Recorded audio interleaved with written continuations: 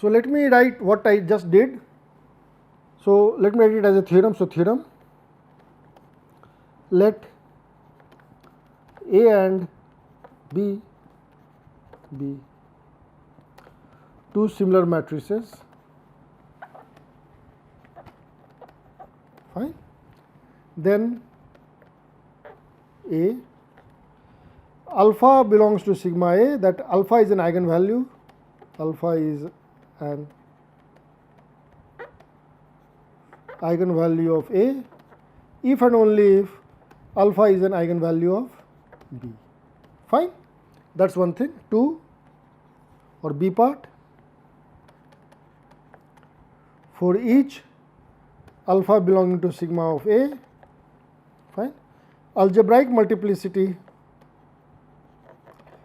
of alpha as an eigenvalue of A is same as algebraic multiplicity of alpha as an eigenvalue of B, that is also same. And C, for each alpha belonging to sigma A, geometric multiplicity is also the same. Multiplicity of alpha as an eigenvalue of A has the same geometric multiplicity as B. Is that okay? So, all the three are true. So, whenever I am looking at symmetric transformation, everything is nice, fine, because I am multiplying by invertible matrix, that is more important. So, multiplication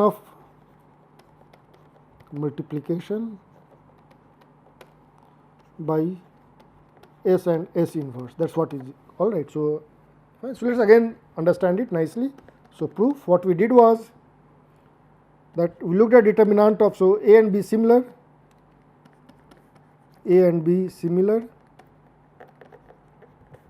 implies determinant of implies A is equal to SB S inverse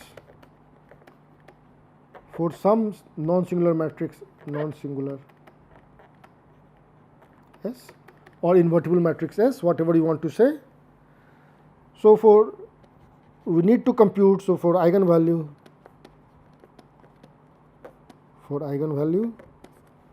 we need to compute determinant of xi minus a.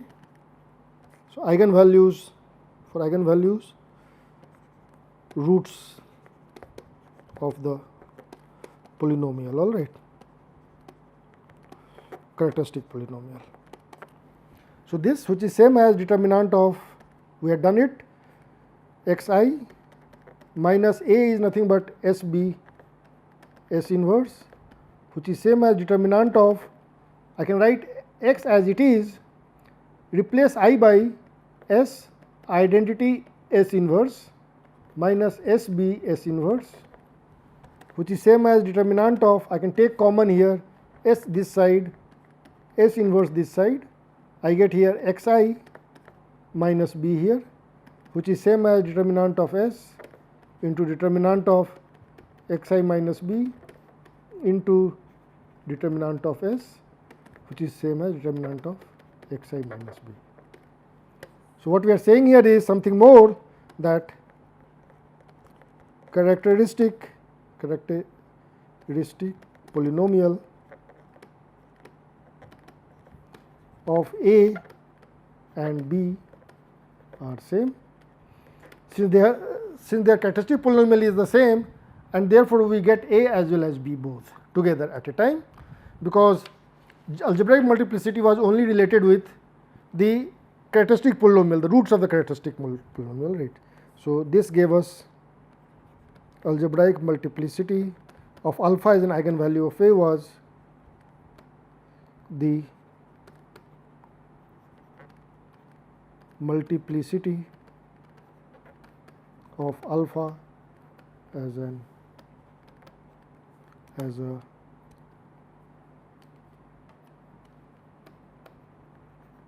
root of the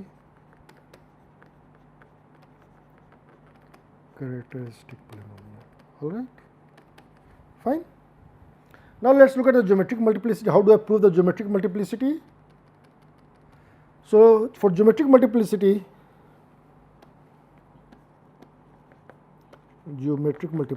of alpha as an eigenvalue of A, we need to look at dimension of null space of alpha I minus A. I need to compute this. So suppose the dimension is K. Suppose dimension of this is K. This implies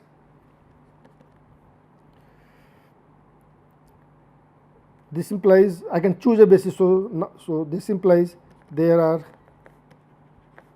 K linearly independent vectors in the null space of alpha I minus A. So let U1, U2, UK this be a basis of null space of alpha I minus A, fine. So this is basis means that alpha I minus A multiplied to UI is 0, which is same thing as saying that, so this is for 1 less than equal to I less than equal to K, I get this, which is same thing as saying that A of UI is equal to, just look at this, A of UI is equal to alpha UI for 1 less than equal to I less than equal to K, fine. From here I want to go to B. And we have assumed that A is equal to this. So we have assumed, what we have assumed? A is equal to SB S inverse, all right. So let us use this idea. I know about A, I want to go to B now, fine. So I can rewrite this. So I can rewrite this as, just have a look at it nicely. I can write B as, fine, S inverse AS. I can write like this, fine. B is, S inverse will go on the left and S will come on the right, fine. What I know is, I know about A of UI. There, how do I multiply by UI? If I multiply by UI, there will be a problem here. So what I can do is that I can get rid of this S. So get rid of S. If I want to get rid of S, I'll have to multiply this by S inverse, all right. So let us look at B times S inverse of UI. So this will be equal to, B is S inverse AS, you are multiplying by S inverse of UI, and therefore what you get is S inverse of, S and S inverse cancels out, A here, SS inverse of UI, which is S inverse of AUI, which is S inverse of AUI is alpha UI, which is same as alpha times S inverse of UI, fine.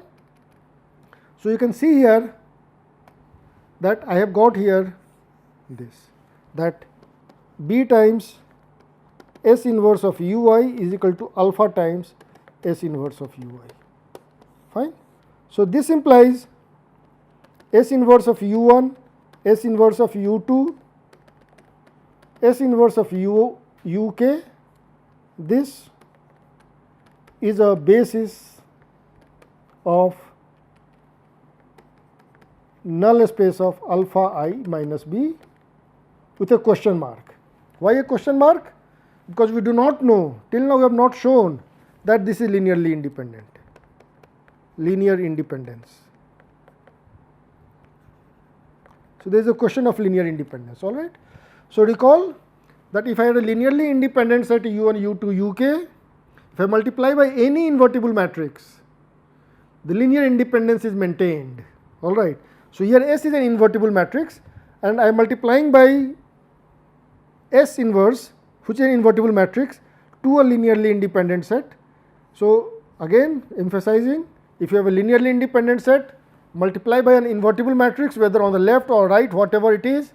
If you are able to multiply, if your multiplication makes sense, then you again get a linearly independent set, all right. So therefore this will be a linearly independent set. I cannot say now, so I have got that this is linearly independent set. How do I say it is a basis, all right. So So, our argument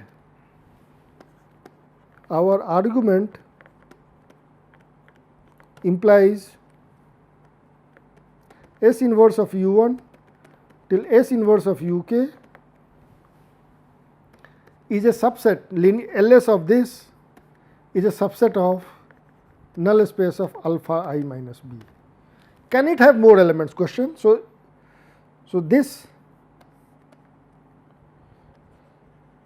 does it span null space?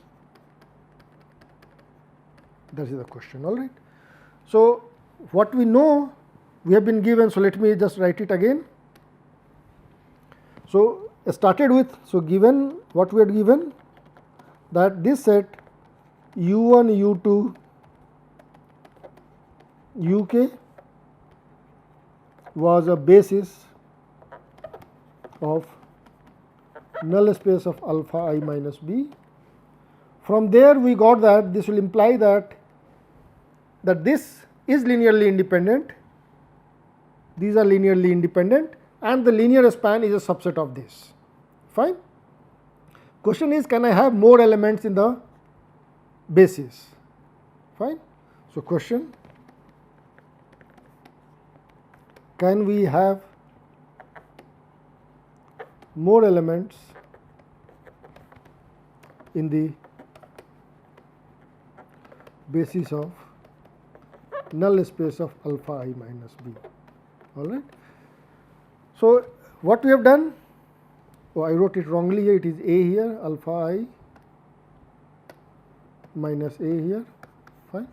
So from null space of alpha I minus A, I went to null space of alpha I minus b. This is what I did. So from K I got something. So here what we are saying is that, what we have shown is that dimension of null space of alpha I minus b is greater than or equal to K. Fine. So from K I went to say that this is greater than or equal to K. If I start with a T here, the same argument, all right. So if I start with a basis here, say V1, V2, VL, if I start with this here, fine, I can go here and then look at SV1, SV2, SVL. I can go to this. Again, S is invertible, so this will be linearly independent set, and this will imply that dimension of null space of alpha I minus A will be greater than or equal to L. Fine. So from K I have got that this is greater than or equal to K. From this part, all right. So this is T I wrote, so T here, T here, T here. All right. Fine.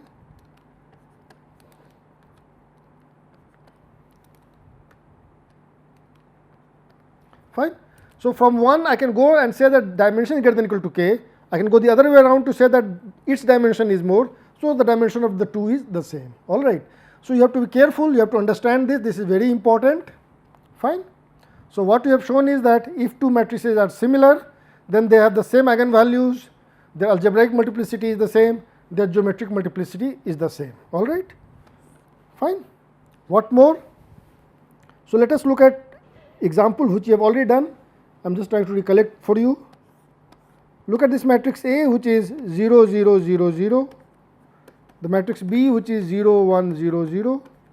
Both of them have the same eigenvalues. Both of them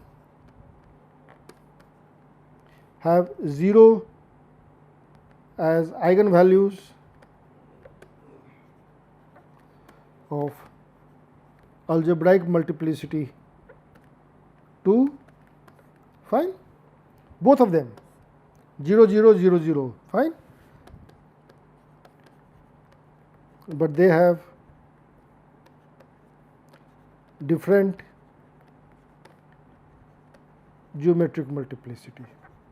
All right. So recall E1, E2 as my eigenvectors, because A of E1 is 0 times E1, A of E2 is 0 times E2. But in this case, if I look at B times E1 was 0 times E1, and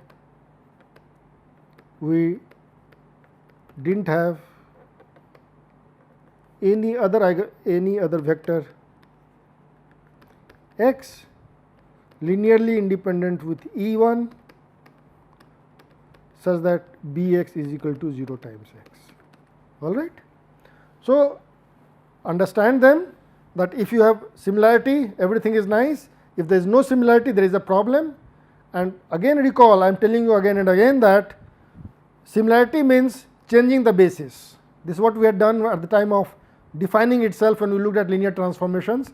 I think the last slide or last lecture in that part, that whenever we look at matrix of a linear transform from T of AA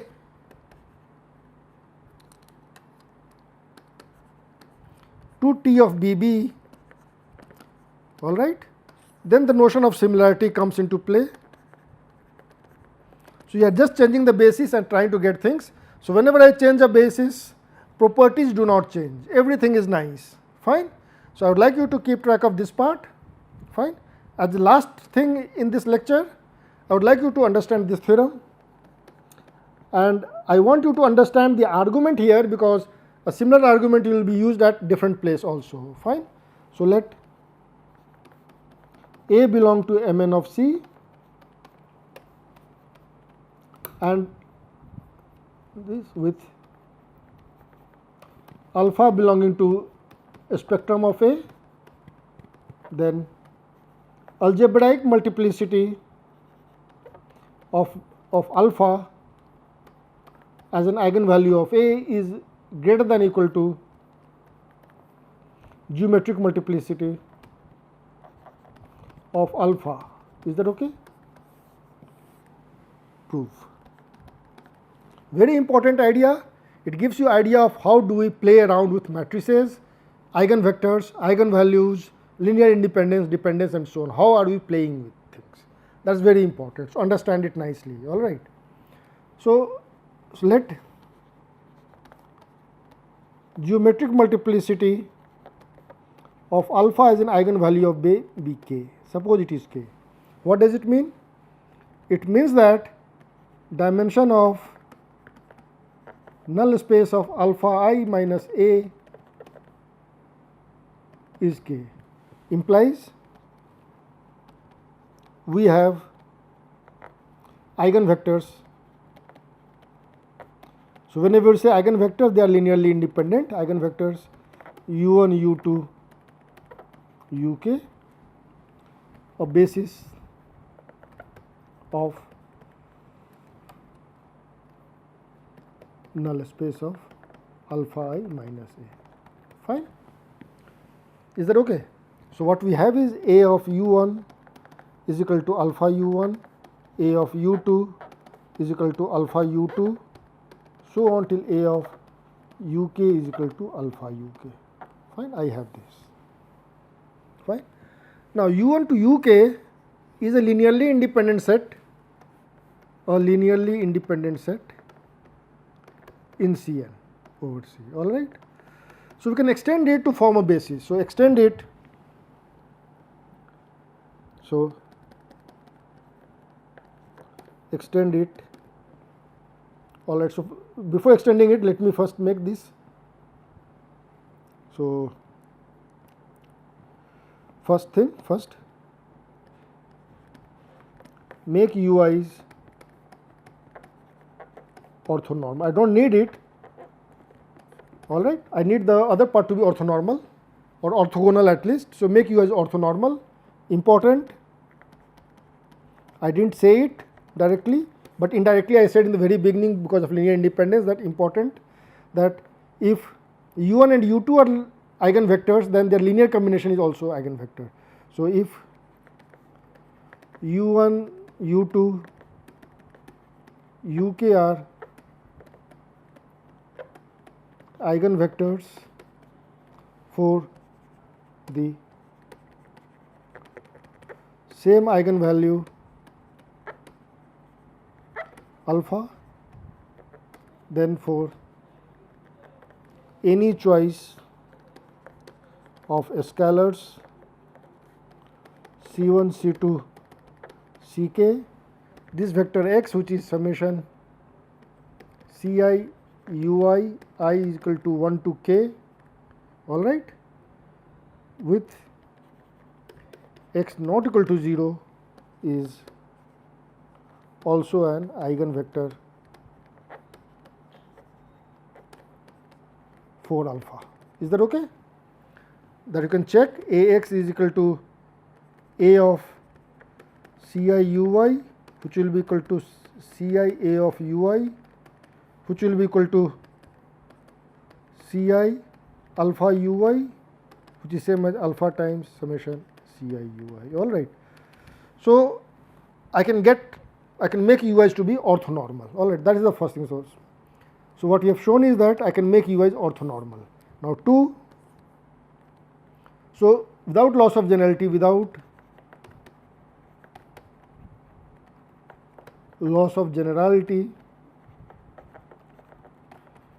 let Ui's be orthonormal. All right.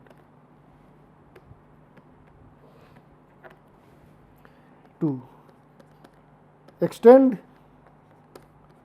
the linearly independent set oblique orthonormal set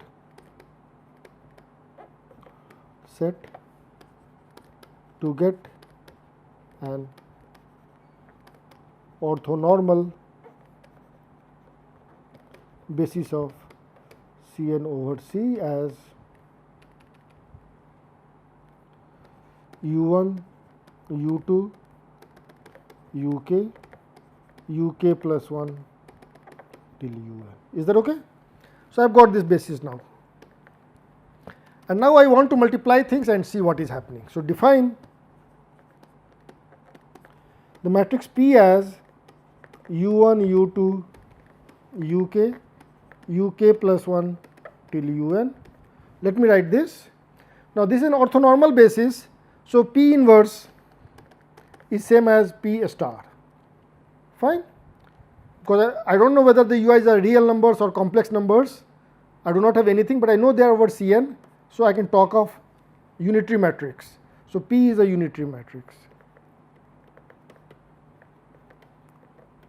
Because we have taken this as orthonormal. Fine. So let us compute P star AP. Fine. So what is P star AP? P star is P inverse itself. So let me write P star here. And what is AP1? So AP will be equal to A of U1, A of U2, A of UK, A of UK plus 1 till A of UN. Fine. So this is equal to P star. Look at AU1. AU1 is nothing but alpha U1.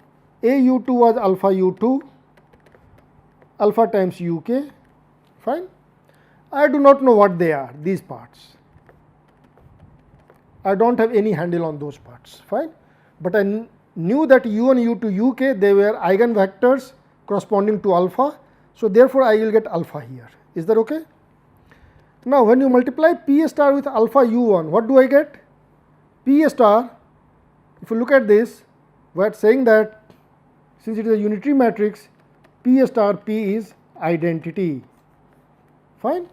It means that U1 multiplied to P star is nothing but 1 0 0 0. Fine. So look at the matrix multiplication again here. Recall. So P star P is identity, means that well multiplied P star with U1 will give me E1, P star with U2 will give me E2, and so on. P star of UN will give me En. All right. That's the way we multiply. Fine. Because P star will go inside. So recall here, P star P will give me P star U1 till P star UN, and this is my identity. All right. So this is the way it is. So therefore what I will get here is, this will give me alpha 0 0 0, this will give me 0 alpha 0 like this. For alpha k again I will get 0 0 0 and alpha here. So this part will be 0. Fine. I do not know. So let us look at these parts. I do not know what they are. So there will be some things here. Is that okay? So at this stage I only know that I have got a k cross k block of alpha times identity ik. Is that okay? I have got this. Fine. And therefore from there I want to make statements about the whole thing. So what I have seen here is that P star and P they are invertible matrix and P star, so this is same as P inverse AP, fine. Since they are the same, so I am saying that the matrix A and this, they are similar. So, the matrices A and P star AP are similar, fine. Since they are similar, it means that they have the same characteristic polynomial, algebraic multiplicity is the same, geometric multiplicity is the same, and so on, fine. So, what we know is that they are similar. So, this implies algebraic multiplicity, this implies characteristic polynomials are same. So, this will imply that look at so now look at the characteristic polynomial of P star AP. So, the characteristic polynomial of P star AP will be determinant of xi minus P star AP, which will be equal to determinant of x times 1 0 0 0 1. So, this is 1 here on the main diagonal minus P star AP. P star AP had alpha I k here, something here 0 here, and something here. This is what I had, fine. So, this will give me determinant of, just look at this part also, I can just break up like this. So, I will get here x minus alpha times I k, I will have something here 0 here and something here, fine. So, this determinant of this part now I can look at is as x minus alpha I k is there is a 0 matrix here. So, determinant of this will be determinant of this part into determinant of this part. So, if I write this as b, then I will get it as x minus alpha to the power k into determinant of b. Is that okay? Fine. So, therefore, from here we see that this implies algebraic multiplicity of alpha as A, which will be same as algebraic multiplicity of alpha for P star AP, which is greater than equal to k, because as determinant of B is also a polynomial in X of degree n minus k and may have alpha as a root, all right. I am not sure whether what is B, I do not understand, I cannot understand what the B is, what are the entries of the B, but at least I know that since geometric multiplicity, so since geometric multiplicity of alpha of A this number was k, I could get u1, u2, uk which were orthonormal, fine, and then extend it to get the whole basis. I could do that, and therefore, I could get this matrix, and because of this matrix I could say that I have x minus alpha to the power k coming into play, and therefore, I could show that algebraic multiplicity is greater than equal to k, but what was k? K was nothing but the geometric multiplicity of alpha, this, all right. So, we have shown that algebraic multiplicity is greater than equal to geometric multiplicity, all right. So, that is all for now. Thank you.